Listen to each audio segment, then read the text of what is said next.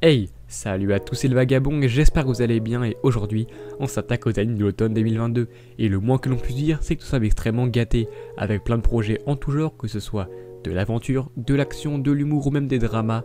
Bref, cette saison nous réserve énormément de surprises que j'aimerais vous faire découvrir à travers cette petite vidéo avec moi. Mais déjà, si on regarde plus globalement, 2022 est une année de folie en termes de projets, car juste, si on regarde ce qui est sorti cet été, il y a pas mal de pépites, avec Call of the Night, Overlord saison 4, The Yakuza Git Babysitting, ou encore l'anime de l'année, Cyberpunk Edge Runner. Donc oui, ça pose les bases d'un très bon été, mais ça n'est absolument rien comparé à ce que nous avons actuellement chaque semaine. C'est complètement incroyable. Déjà actuellement, en termes d'anime sportif, il y a Blue Lock. Blue Lock est un anime sur le football, qui va à l'encontre de ce que nous avons vu jusqu'à présent, car créer un attaquant surpuissant avec un ego ultra surdimensionné faire gagner le Japon sur la scène internationale, c'est durement vu en termes de synopsis sportif, et rien que pour ça, vous devez mater ça. C'est une sorte de gros battle royale complètement nerveux, à base de personnages sur plus zinzin les uns que les autres, et même si je suis plutôt team Awashi car Blue Lock c'est pas trop mon style, l'œuvre a de grosses qualités, comme son animation extrêmement fluide ou encore son originalité. Et en termes d'originalité cette saison, il y a évidemment Golden Kamuy saison 4. C'est toujours aussi qualitatif et hilarant, le chemin de studio n'affectant rien, la qualité globale et les premiers épisodes sont juste monstrueux. Foncez voir ça, c'est une pépite. Et comme suite cette saison, il y a aussi Mob Psycho 100 qui s'offre lui aussi une dernière aventure avec cette saison 3. Et le moins que l'on puisse dire, c'est que Boss n'a absolument rien perdu de son talent. C'est beau, c'est émouvant, un poil moins drôle que les dernières saisons, faut se l'avouer, mais toujours aussi sympa à regarder. Vraiment, Mob, t'es le GOAT.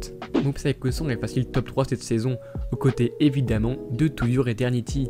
Impossible de passer à côté. To Your Eternity, c'est mon anime préféré tout simplement, et retrouver Im dans la suite de sa quête. Ça faisait plus de 3 ans qu'on attendait ça, et pour le moment, la saison me semble plutôt bonne.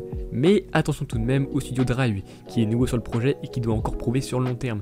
Car pour le moment, même si c'est bon, je suis encore un petit peu sceptique. Normalement, 20 épisodes comme ma dernière saison devraient conclure cette nouvelle aventure, et attendez-vous à pas mal d'actions en tout genre, car cette saison risque de partir dans tous les sens, avec de la réflexion de soi, des retrouvailles avec le passé, et comme d'hab, une grosse dose d'émotion, ou en tout cas je l'espère.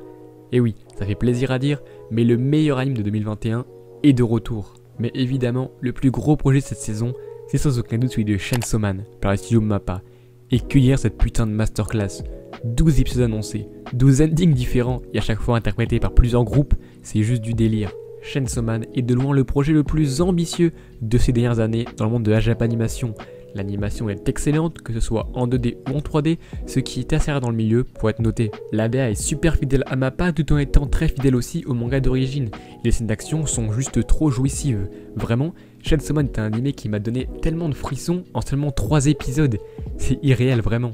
Donc oui, vous l'aurez compris, personnellement j'ai surkiffé ce Chainsaw Man version MAPPA. Et pour moi, c'est le meilleur anime cette saison, sans contestation possible. C'est un 10 sur 10, un 100 sur 10, tout ce que vous voulez. Il est parfait. Même si, perso, l'anime qui fait le plus kiffer ce n'est pas Chainsaw Man, mais bien Urusei Yatsura. Ça, c'est du remake qui envoie. La DA est la plus aboutie de la saison avec une vraie patte artistique de la part du studio David Productions. Les personnages sont juste incroyables et l'humour l'est tout autant. Bien qu'il ne plaira pas à tout le monde, je vous préviens d'avance. Les gags sont vraiment drôles et je surkiffe vraiment la vibe des années 80 que dégage l'animé, à travers les dialogues, le comportement et les manières des pensées des personnages. C'est du pur délire à chaque interaction et vraiment chaque épisode est très drôle, je vous l'assure. Et tous ces animés que j'ai présentés, c'est à peine ce que je regarde personnellement et ce que je kiffe vraiment, car sinon, il y a encore plein d'autres animés qui sortent chaque semaine, comme par exemple la saison 6 de MHA qui est pas mal parlé d'elle, le retour inespéré de Bleach après plus de 10 ans.